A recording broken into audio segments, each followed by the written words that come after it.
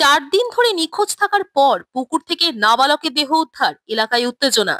শনিবার সাত সকালে স্থানীয় একটি পুকুর থেকে এক নাবালককে উদ্ধারকে কেন্দ্র করে চাঞ্চল্য ছড়ালো গোটা এলাকায়।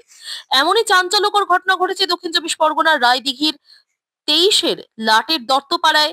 9 বছরের ধনঞ্জয় দত্ত ছেলেদের সঙ্গে রাস্তার দিকে খেলতে গিয়েছিল 28শে জানুয়ারি। তারপর বাড়ি ফেরেনি ধনঞ্জয়। চারিদিকে খোঁজাখুঁজি ও নিখোঁজ পোস্টার লাগানো হয়েছিল। পরে রায়দিঘি থানাতে অভিযোগ জানানো হয়েছিল। খেলতে গিয়ে পুকুরে পড়তে পারে এইরকম ধারণা নেই, পুকুরে জাল দেওয়া হয়েছিল, কিন্তু কোথাও সন্ধান মেলেনি ছোট্ট ধনঞ্জয়ের। গতকাল সন্ধ্যা নাগাদ পুকুরে হালকা হালকা মানুষের মতো কিছু ভাসতে থাকে। আজ সকালে পরিষ্কার ভাসতে দেখা যায় ছোট্ট ধনঞ্জয়কে। তৎক্ষণাৎ সাড়া পড়ে যায় এলাকায়।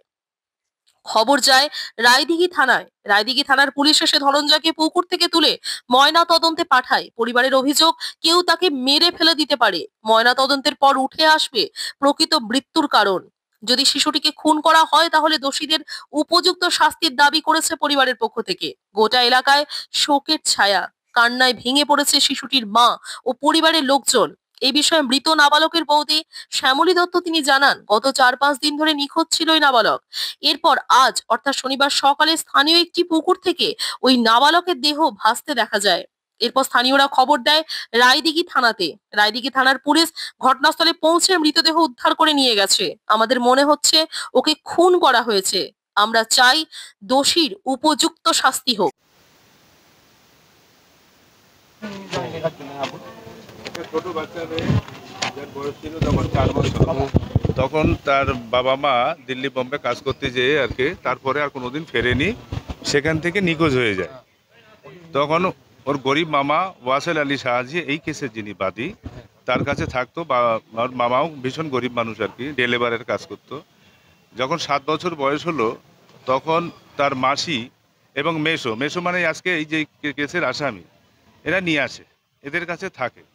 যখন ওর 11-12 বছর বয়স হলো তখন এই মেসোর এই কেসের আসামি যিনি, এনার কুনজর পড়ে গেল ওই মেয়েটির উপরে। তারপর লাস্ট 3 মাস ধরে তাকে তার ভয়ভীতি দেখিয়ে তার ইচ্ছার বিরুদ্ধে ধর্ষণ করতে লাগলো। লাস্ট 7/4/2018 তারিখে যখন রাত্রি ওর ঘরে ঢুকে আর কি ওকে ধর্ষণ করে, সেই সময় ওনার মাসি যিনি মারা গেছে, যিনি মার্ডার হয়েছেন আর কি, উনি দেখতে পান। দেখে ফেলার পরে উনি এই ভিকটিমটাকে বাচ্চা মেয়েটার কাছে সব কিছু শোনেন যে কি ঘটনা। ওই বাচ্চাটা কি তখন এই মাসির কাছে থাকতো।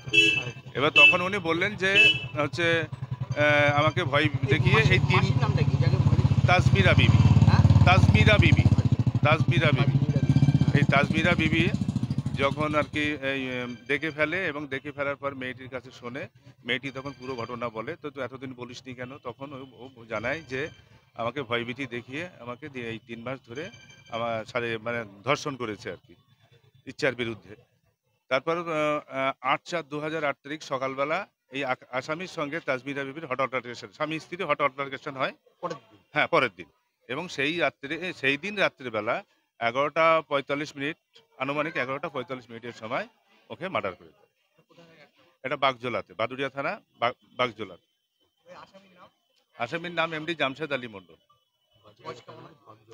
ওনার 58, এখন 58, উনি 2018 সাল 55 বলল। হ্যাঁ, এবার তারপরে ওই মারা যাওয়ার পরে 8 তারিখে যখন মার্ডার হলো, 9 তারিখে ওর পোস্টমর্টম বা অন্যান্য হওয়ার পরে ওনাকে কবর দেওয়ার পরে 10 তারিখে যে এফআইআর করে, একটা হচ্ছে ওই ভিকটিম মেয়েটি এফআইআর করে, যেটা পক্সো কেস হয়। হ্যাঁ, Baduria PS case number 151 dated 10/4/2018, এবং 152 হচ্ছে মার্ডার কেসটা। আজকে যে কেসের সাজা ঘোষণা হচ্ছে, হ্যাঁ, সেই কেসটা করে হচ্ছে ওই ভিকটিম মেয়েটি। আর এই কেসটা করে ওই ডিসিস্টের ভাই, যিনি মার্ডার হয়েছেন তার ভাই, হ্যাঁ, ওয়াসেল আলী শাহজি। ওই 45 টাইপের।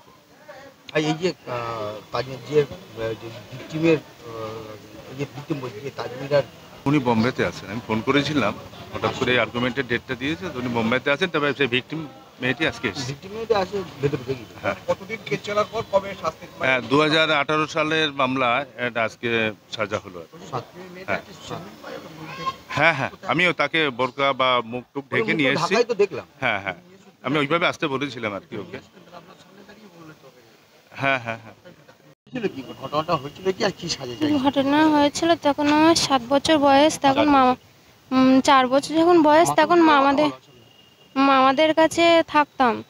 যখন 8 বছর বয়স হয়েছে তখন ওই খালামারা গিয়ে নিয়ে এসেছিল, নিয়ে এসে তখন 8 বছর বয়স, তখন আমার সাথে খালামা ভালোই চলতো, আর খালু যে আমার সাথে খারাপ ব্যবহার করতো, অত্যাচার করতো।